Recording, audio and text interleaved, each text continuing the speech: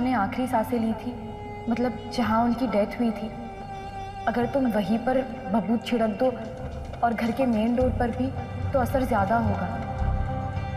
बस इस बात का ध्यान रहेगा वर्षा कि कोई देखे ना। जब खजान सिंह घर पे ना हो ना, तब मौका देखकर अपना काम कर लेना। मन तो कर रहा है कि यहीं से वापस लौट जाऊं।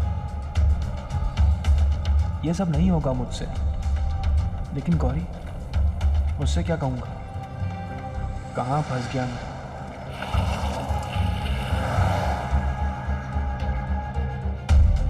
आई जस्ट होप कोई पहचान वाला ना मिले, घर खाली हो, 2 मिनट में काम निपटा के वापस लौट जाऊंगा। वैसे आनंदी की माँ को गुजरे 15 दिन तो हो चुके हैं, अब तक तो सब लौट चुके होंगे। ओम गंगणपते स्वाहा, ओम गंगणपते स्वाहा, ओम गंगणपते स्वाहा, ओम गंगणपते स्वाहा, ओम अम्बे अंबिके अम्बालिके नमानिति कच्चसुका सुभद्रकांकां पीलवासिनीं ओम गौरै स्वाहा।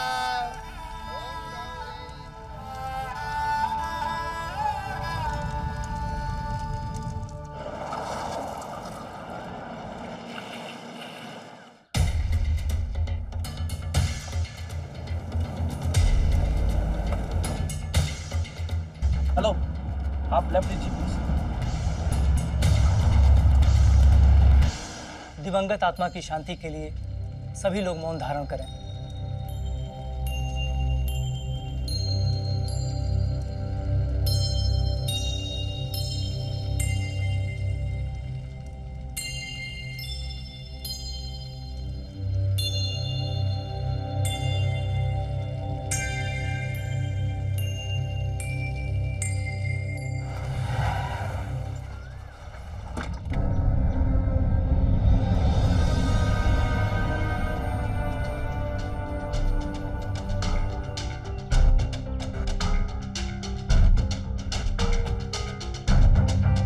हर तरफ सन्नाटा है। गौरी की माँ ने सही कहा था, 13वीं के बाद सारे मेहमान जा चुके होंगे, घर खाली होगा, काम आराम से हो जाएगा।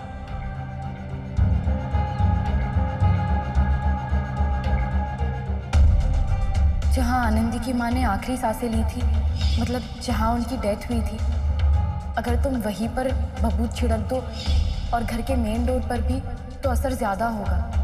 बस इस बात का ध्यान रहेगा वर्षा कि कोई देखे ना। आनंदी बिटिया, इस थाल को बाहर रखाओ। ऐसा कहा जाता है, कौवों के रूप में हमारे पूर्वज हमको आशीर्वाद देते हैं और ये भी जता देते हैं कि उनकी आत्मा मुक्त हो चुकी है।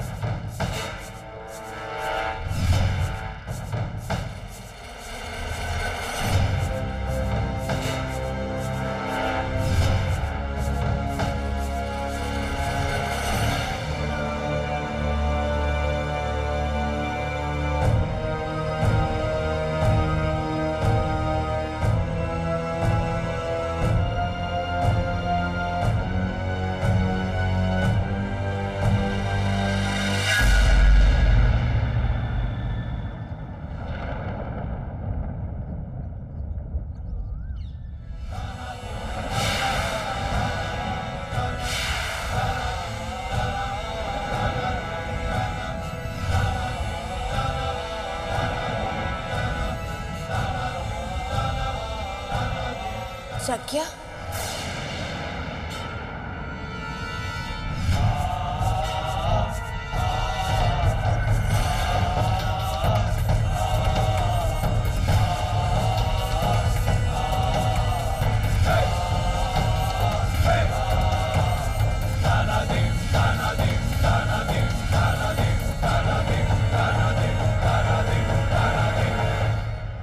लो, खबर से आ गए।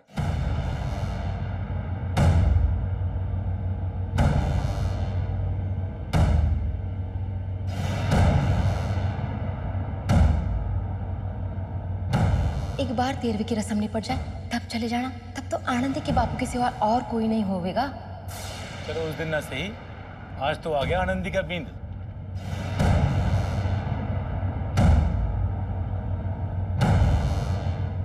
भाभी सा की आत्मा को शांति मिल जाएगी। आइए कंवर साहब।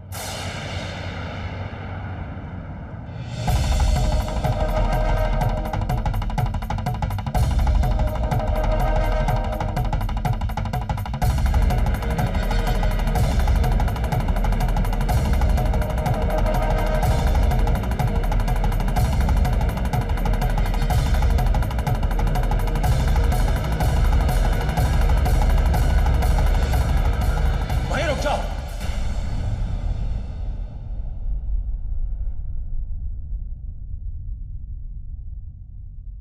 एक कदम भी आगे न बढ़ाना।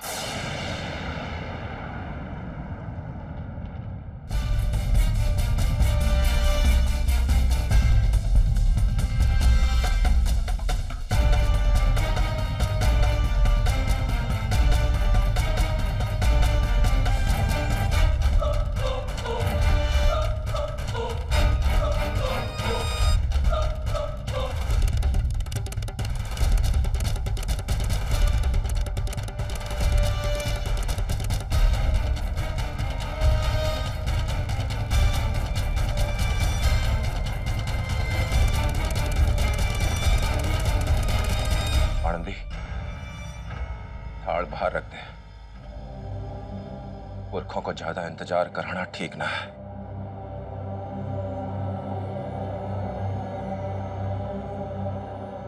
वो भी ऐसे पराये लोगों के लिए जो बिन बुढ़ाई मुसीबत के समान कभी भी टपक जावे।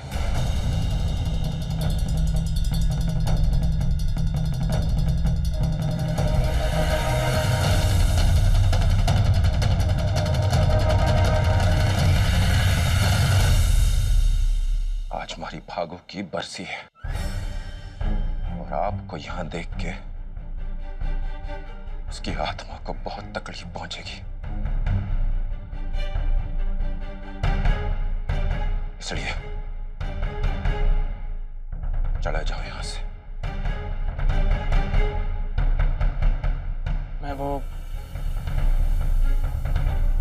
मैं वो इसीलिए आया था। क्या देखने? मुझे दुख पर खुश होने के लिए।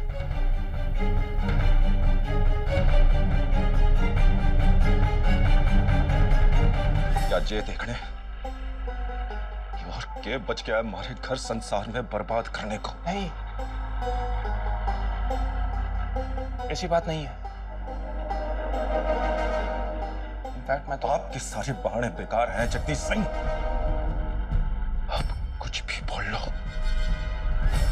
बच्चे सच्चाई ना बदल सको कि हमारी भागों की जान आपने ली है।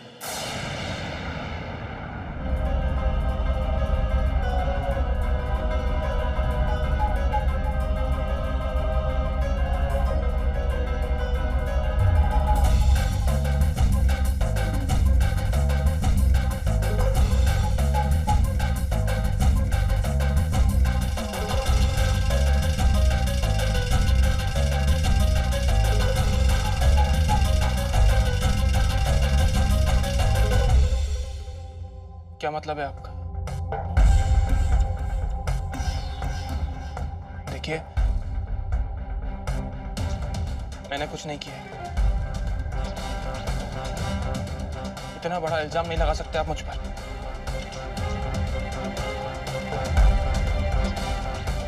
आनंद जी, अपने बापूसा से कहो कि जाओ जकिया।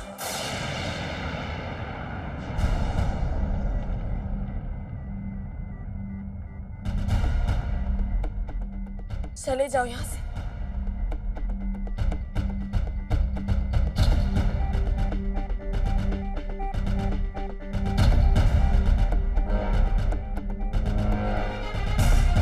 चलिए बापू, हवन पूरा करना है। ये तो कोई बात नहीं हुई। बिना कोई बात के सब मुझे दोष दे रहे हैं। कम से कम मुझे बिना बात के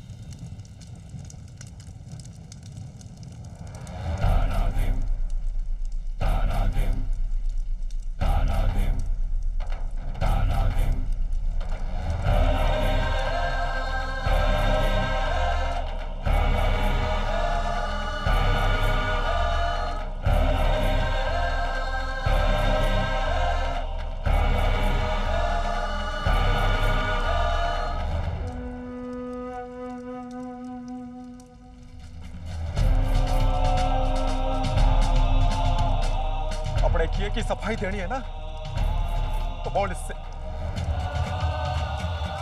मारी भागों से बोल, क्या सफाई देनी है तुझे?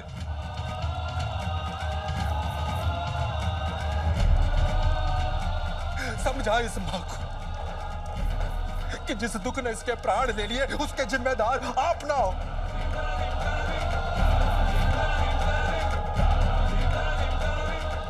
जो पीड़ा उसे तिड़ तिड़ करके जलाती रही और आखिर में उसकी जान ले ली, वो आपने ना दी।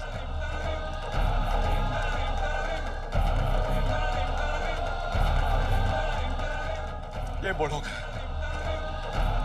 बोलोगे जगदीश सिंह? अरे सच तो ये है कि जो कुछ हुआ वो आपके कारण हुआ। एक ही बेटी थी हमारी, इसकी जिंदगी बर्बाद कर दी तूने।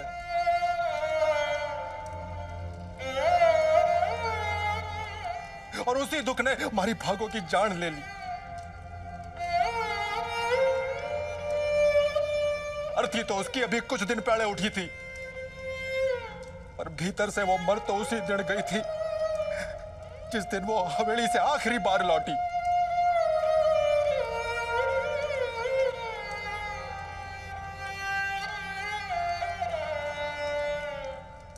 उसे किसी बीमारी ने ना मारा, आप अकेले काफी थे उसकी जान लेने के लिए।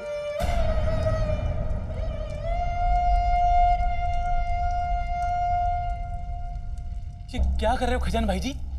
दामाद हैं आपके, कंवरसा है इस घर के, आनंदी के बींद। अरे कुछ तो ख्याल करो। क्या आप मेरे पति नहीं है काका? तलाक हो गया है हमारा।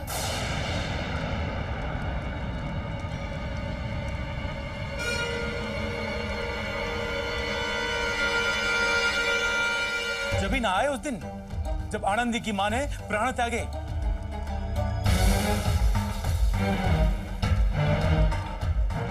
आनंदी जैसी लड़की को कैसे छोड़ दिया कुंवर साहब ने?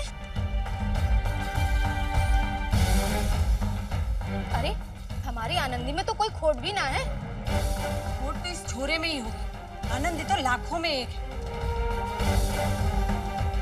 शहर जाकर बिगड़ गयो है छोरो, अंधो हो गयो है, तभी तो हीरे की चमक ना देख सके है।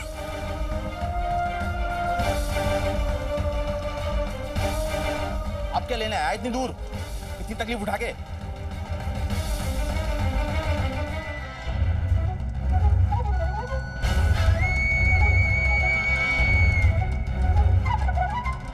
वाह माजी साहब वाह, इतना बड़ा नाम है आपका। आसपास के 20 गांव के लोग सर झुकाते हैं आपके सामने। कल्याणी देवी जो कह दे वही कानून और वही धर्म।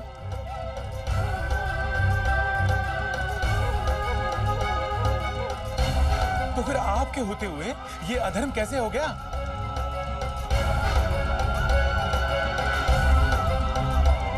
दीपक तले अंधेरा इसी को बोले हैं भाई जी।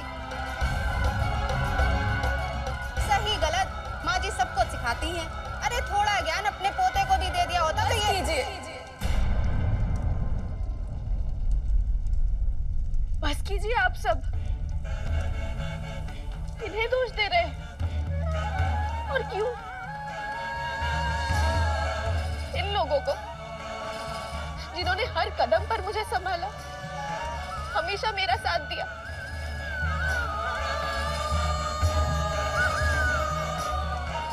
इन्होंने तो अपने ही बेटे से मुंह मोड़ लिया। प्रज्ञा से सारे रिश्ते तोड़ दिए इन्होंने। अगर ये चाहते तो मुझे तभी मेरी माँ के घर वापस भेज देते जब प्रज्ञा ने छोड़ दिया था मुझे। लेकिन इन्होंने ऐसा नहीं किया और आज भी मैं इनके साथ रहती हूँ।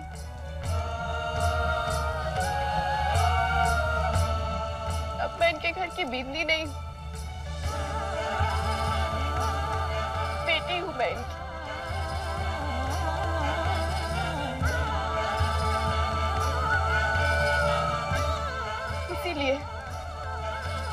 मेरे साथ जो कुछ भी हुआ उसमें इनका कोई दोष नहीं।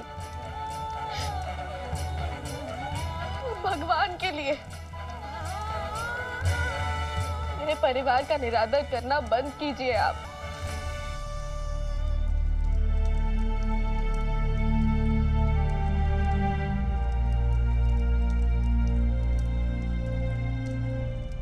जान साहब, जो भी बातचीत करना है हवन के बाद कीजिए। पूजा पाठ में व्यवधान उत्पन्न करना उचित बात नहीं है।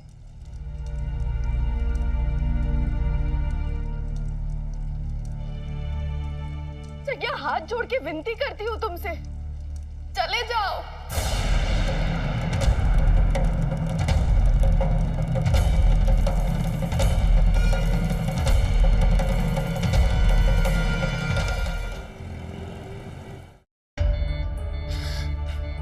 माँ, मुझे बहुत चिंता हो रही है। जगत का बिल्कुल मन नहीं था वहां जाने का। बस वो सब कुछ ठीक से निपटा दे।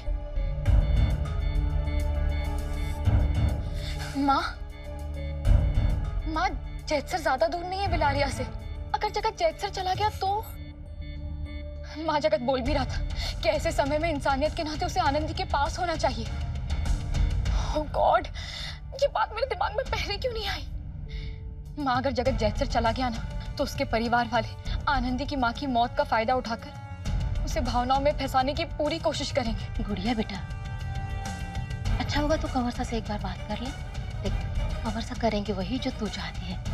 बस उनका सहारा बनकर उनको सही राह दिखाते रहना जरूरी है। उड़ाना तूने? चला जा यहाँ से, निकल जा मज भागो के आगे से, निकल निकल।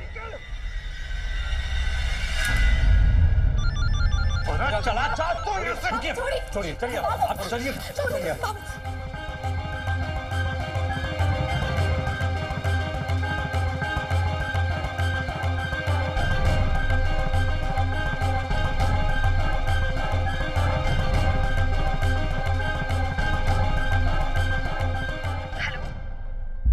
हेलो जगत, तुम बिलारिया पहुंच गए ना?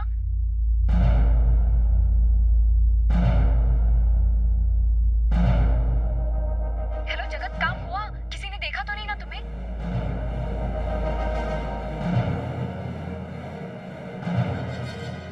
जगत, तुम्हें याद है ना सब कुछ? तुम्हें बहुत ही सावधानी से वो भभूत वहां छिड़कना है जहां आनंदी की माँ की मौत हुई थी। और उनके घर के दरवाजे पर भी। इससे असर मैक्सिमम होगा। याद रखना जगत, तुम्हारे सब कुछ ठीक से करने पर ही मेरे मन को पूरी तरह से शांति मिलेगी। और काम खत्म होते ही ना वहां एक सेकंड भी बेकार में मत रुकना, फौरन निकल आना।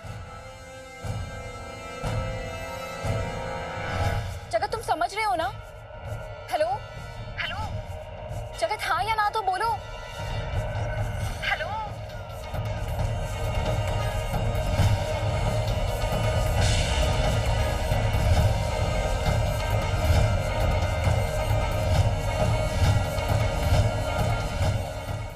भय प्रायः निराधार होता है क्योंकि वो अज्ञान और अंधविश्वासों पर टिका होता है।